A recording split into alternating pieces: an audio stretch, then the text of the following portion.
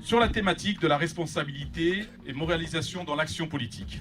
Instaurer l'obligation d'habiter le 13e arrondissement pendant la durée du mandat pour les conseillers de Paris et les adjoints au maire du 13e. Autoriser un maximum de 2 mandats consécutifs pour le maire, 2 mandats, 12 ans. On considère que c'est suffisant pour mettre les choses en place. Impliquer les élus dans la vie des associations locales avec au moins 1 jour de bénévolat par mois. Être bénévole dans une association du 13e et ce, pendant toute la durée du mandat. C'est simplement qu'il est important de ne pas quitter le terrain d'une manière et d'une autre, d'être conscient de la réalité des gens et des acteurs locaux pour pouvoir continuer à les représenter pendant 6 ans. Imposer une permanence dans l'arrondissement pour les conseillers de Paris et les adjoints au maire.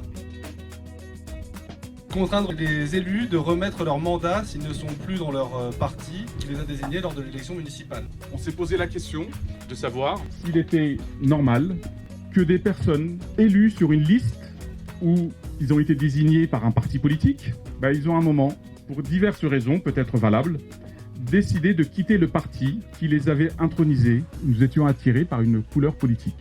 Ils ont décidé de quitter cette liste. Par contre, ils ont gardé leur fonction de maire, de conseiller de Paris, d'adjoint d'arrondissement. Nous avons considéré que le contrat n'a pas été respecté envers nous.